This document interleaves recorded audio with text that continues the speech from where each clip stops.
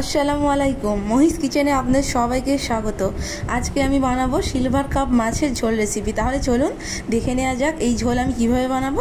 এর জন্য আমি এখানে সিলভার কাপ মাছ নিয়ে নিয়েছি। মাছটাকে আমি এরকম করে শেপ করে কেটে নিয়েছি। এরপর এর মধ্যে পরিমাণ মতো লবণ আর হলুদ দিয়ে মাছটাকে ভালো করে মাখিয়ে নিতে হবে। তো বন্ধুরা, আমি মাছটাকে হলুদ আর নুন দিয়ে এভাবে মাখিয়ে নিয়েছি। এরপর আমি কড়াই আগে থেকেই তেল দিয়ে দিয়েছিলাম। আমি সরিষার তেল ইউজ করেছি, আপনারা চাইলে রিফাইন তেলও দিতে পারেন। তো তেল গরম হয়ে এসেছে, আমি এর উপরে এবার একটা একটা করে মাছের পিসগুলো আমি কড়ার মধ্যে দিয়ে দিচ্ছি। মাছগুলিকে আমি এরকম করে উল্টে পাল্টে লাল লাল করে ভেজে নেব। এই গরমের মধ্যে বেশি রিচ খাবার তো কেউ পছন্দ করে না, তাই আজকে আমার ইচ্ছা হলো আপনাদের সঙ্গে সিলভার কাপ মাছের ঝোল রেসিপিটা শেয়ার করতে। তো এটি খুব সহজ একটি রেসিপি, গরম ভাতের সঙ্গে তো পুরো জমে যায়। তো আমার খুবই ভালো লাগে এই গরমের দুপুরে, যদিও বা খুব গরম পড়েনি, তো ঠান্ডা গরমের মাছ এটা। তো সিলভার কাপ মাছের ঝোল দিয়ে ভাত খেতে তো কারই না ভালো লাগে। তো আমি এভাবে উল্টে পাল্টে মাছগুলো লাল লাল করে আমি ভেজে নেব এভাবে। তো বাড়িতে একবার খুব ট্রাই করে দেখবেন, খুবই একটা সাধারণ রেসিপি। বাড়িতে খুব কম উপকরণেই আমি রেসিপিটা বানিয়েছি। তো বাড়িতে সবারই থাকে, খুব কম উপকরণে আমি এটা করেছি। তো দেখতেই পাচ্ছেন বন্ধুরা, মাছগুলো আমি লাল লাল করে ভেজে নিয়েছি। একদম খুব লালও করবেন না, ভেতরটা লো মিডিয়াম গ্যাস দিয়ে মাছগুলো ভাজবেন, কারণ বাইরেগুলো পুড়ে যায় আর ভেতরটা ততটাও কাঁচা কাঁচা হয়ে থাকে।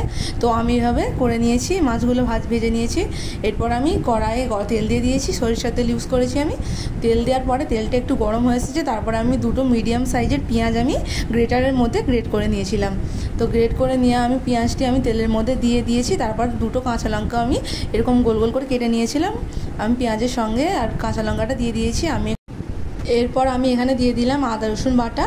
এবার আমি আদা রসুন বাটা আর পেঁয়াজটা ভেজে নেব। এরপর আমি এখানে দিয়ে দেবো একটা ছোটো সাইজে টমেটো কুচি। এরপর আমি দিয়ে দেবো পরিমাণ মতো লবণ, পরিমাণ মতো হলুদ গুঁড়ো, তারপর অল্প পরিমাণ মতো লঙ্কার গুঁড়ো আর ধনিয়া গুঁড়ো দিয়ে দিয়েছি। এবার আমি মশলাটা আমি কষিয়ে নেব। যতক্ষণ না মশলার একটা কাঁচা গন্ধ আছে না, ওটা যতক্ষণ না চলে যাচ্ছে, আমি ততক্ষণ মশলাটা ভাজতে থাকবো। তো এভাবে নিশ্চয়ই একবার বাড়িতে বানাবেন, আশা করছি খুব ভালো লাগবে আপনাদের, আর খেতেও কিন্তু খুবই সুস্বাদু হয়। তো এবার আমি কষিয়ে নিয়েছিলাম মশলাটা। এবার দেখতেই পাচ্ছেন বন্ধুরা, তেলটা ছেড়ে এসেছে, আমি আর একটু নেড়ে নেব। তো তেলটা ছেড়ে আসার পর আমি আর একটু নেড়ে নিচ্ছি। তারপরে আমি অল্প পরিমাণে জল দিয়ে দিয়েছি।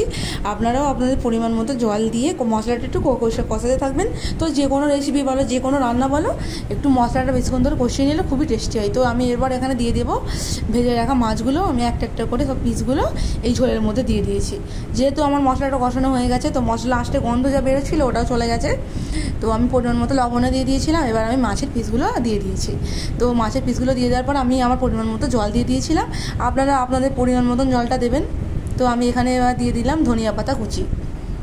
আর আমি একটু ধনিয়া পাতা কুচি খেতে বেশি ভালোবাসি, তো আমি সব তরকারিতে, সব রেসিপিতে আমি ইউজ করে থাকি। তো ফাইনালি আমার রেসিপিটা একদম রেডি। তো দেখতেই পাচ্ছেন বন্ধুরা কত সুন্দর লাগছে, আর সুস্বাদু তো খেতে হয়েছিল, আর দেখতেও কত সুন্দর হয়েছে। তো আমি এখানেই শেষ করলাম আমার ভিডিওটা।